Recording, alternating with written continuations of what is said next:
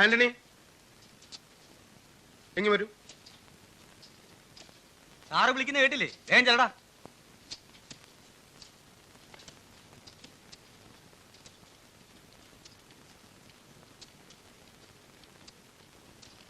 ഇന്നലെ വിവാഹ വാർഷികമായിരുന്നില്ലേ? ഒരു സമ്മാനമുണ്ട്. ആന്റണിയുടെയും കൂട്ടുകാരുടെയും റിലീസിംഗ് ഓർഡർ ആയിട്ടുണ്ട്. ഓഫീസ് നടപടികൾ കഴിഞ്ഞാൽ നിങ്ങൾക്ക് ഇവിടെ ഒന്ന് പോകാം. 3-4 ദിവസത്തിനകം എല്ലാ നടപടികളും ഞാൻ പൂർത്തിയാക്കി തരും. എന്താ ആന്റണി, നിനക്ക് സന്തോഷം തോന്നില്ലേ? ഭാര്യയും മകളെയും കാണാൻ നിനക്ക് ആശയില്ലേ? ഇല്ല. എന്ത് സ്വഭാവമാണിത്? വിവാഹ വാർഷികത്തിന് നിരാഹാരം കിടക്കുന്നു, മകളെ ഓർത്ത് വേവലാതിപ്പെടുന്നു. അവരെ കാണാൻ ആശയില്ലെങ്കിൽ പിന്നെ എന്താണ് ഇതിന്റെയൊക്കെ അർത്ഥം? ഒന്നും മറക്കാതിരിക്കാൻ, ഉള്ളിലെ കനൽ കെട്ടുപോകാതിരിക്കാൻ.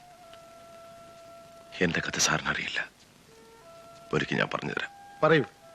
ഇന്നല്ല, പിന്നീട് ഒരിക്കൽ. ഇവിടുന്ന് പോയാൽ ഞാൻ തിരിച്ചു വരും. കണക്കുകൾ ഒരുപാട് തീർക്കാനുണ്ട്. എന്റെ സുജയുടെ ജീവന്റെ വില, എന്റെ മോളുടെ ജീവന്റെ വില,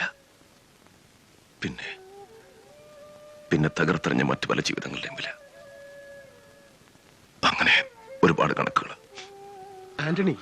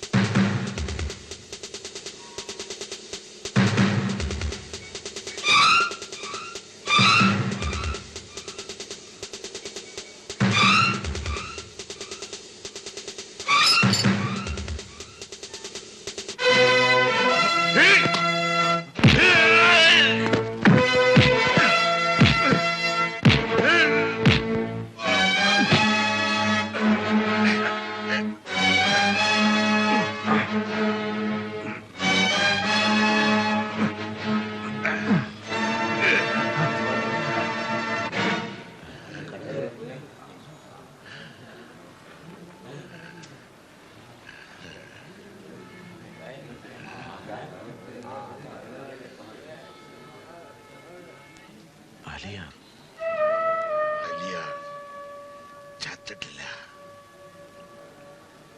നിന്നെയും നിന്റെ കുടുംബത്തെയും മുച്ചോട് മുടിക്കാടിയാൽ ചാവില്ലടാ. എന്താണ് സാർ, എന്താ ഉണ്ടായത്? പോലീസിനെ വിളിക്കണം. എവനെ ഒന്ന് ചുമ്മാ വിടരുത്.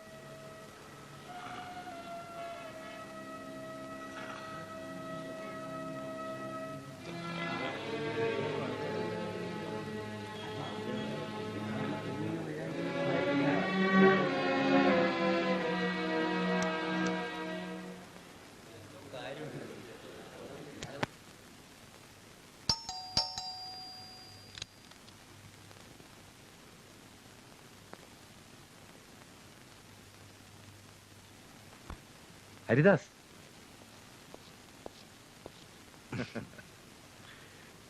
നീ ഈ ലോകത്ത് ജീവിച്ചിരിപ്പുണ്ടോടാ? കാക്ക വീഴ്ചെങ്കിലും ജീവിക്കാതിരിക്കാൻ പറ്റുമോ? പിന്നെ കോടീശ്വരനായ നിനക്ക് ഈ കാക്കി കുപ്പായം ഉണ്ടെങ്കിലല്ലേ അരി വാങ്ങിക്കാൻ പറ്റൂ. വാ അതോട്ടിരിക്കാം. രമണേ, രമണേ,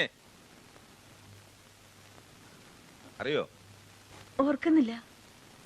ഇവനാണ് ഹരിദാസ്. ഹലോ. പഠിക്കുന്ന കാലത്ത് എന്റെ താമസം, ഭക്ഷണം, സിഗരറ്റ്, സിനിമ ഒക്കെ എവന്റെ ചെലവിലായിരുന്നു. IAS ഉം IPS ഉം കിട്ടിയിട്ട് IAS വേണ്ടെന്ന് വെച്ച മണ്ടൻ. ഇപ്പൊ IPS ഉം കളഞ്ഞിട്ട് തേയിലയോ കാപ്പിയോ പുകയിലയോ ഒക്കെ കൃഷി ചെയ്ത് ജീവിക്കുന്നു. പറയാറുണ്ട്, കുടിക്കാൻ ചായയോ കാപ്പിയോ? എന്തും. ആയിരിക്കും.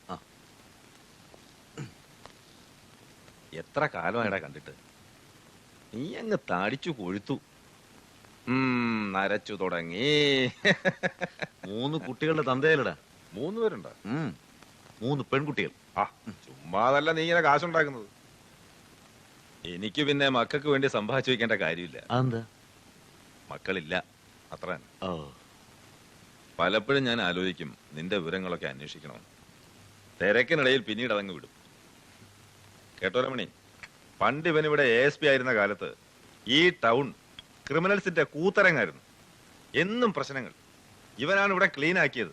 ആട്ടിച്ച് തകർത്ത് തരിപ്പണമാക്കി. അതിന്റെ പേരിൽ എൻക്വയറിയും പ്രശ്നങ്ങളൊക്കെ ഉണ്ടായി അല്ലേ? അങ്ങനെയാണല്ലോ ഞാൻ റിസൈൻ ചെയ്യുന്നത്. ആ, ഏതായാലും നീ അക്കാണിച്ചത് മണ്ടത്തരമായി പോയി. ഫൂളിഷ്നെസ്. ലഞ്ച് വേണം. ഇപ്പൊ റെഡിയാക്കാം.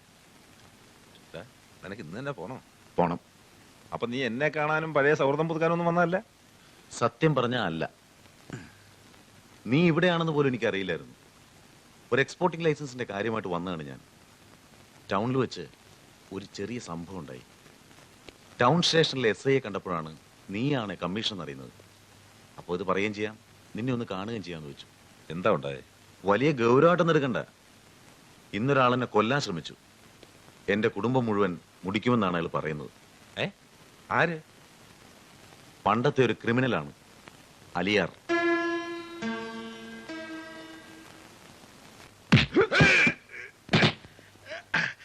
ഇനി എന്നെ തൊടരുത്. തൊട്ടാ നീ എന്ത് ചെയ്യോടാ? തൊട്ടാ പിന്നെ എന്നെ കൊല്ലണം. ഇല്ലെങ്കിൽ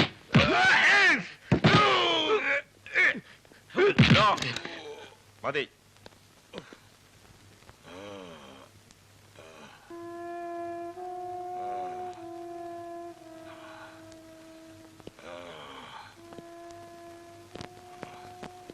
എല്ലാം ഇവ സമ്മതിച്ചു സർ. ആര് തീർത്താലും ഹരിദാസ് സാറിന്റെ കുടുംബം നശിപ്പിക്കുന്നതും പറയുന്നേ.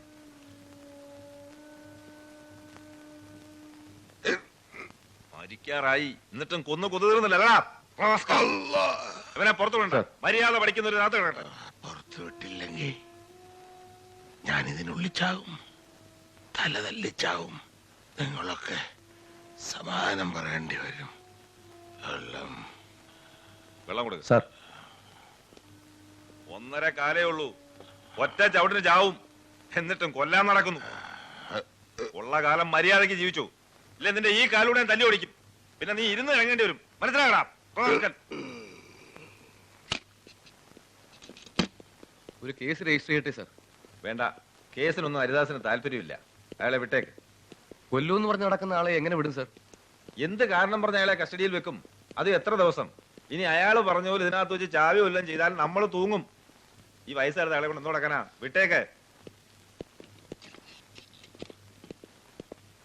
പണ്ട് ഇയാളുടെ കൂടെ ഉണ്ടായിരുന്ന 3 ക്രിമിനൽസ് ശിക്ഷ കഴിഞ്ഞ് ഇറങ്ങുകയാണ്. ഒരു ആന്റണി, രാമയ്യൻ, ഹംസ. ഓ, ഹരിദാസ് അവരെ കുറിച്ച് പറഞ്ഞിരുന്നു. എന്നാണ് അവർ റിലീസിംഗ്? ഈ ആഴ്ച തന്നെ ഉണ്ട്. സെൻട്രൽ ജയിലിൽ നിന്ന് ഇന്റിമേഷൻ ഉണ്ടായിരുന്നു. ആ, അവരുടെ ഡീറ്റെയിൽസ് ഒന്ന് കളക്ട് ചെയ്തു സർ. ഇയാളെ പുറത്തു വിട്ടാലും നിരീക്ഷണത്തിലുണ്ടായിരിക്കണം. സർ.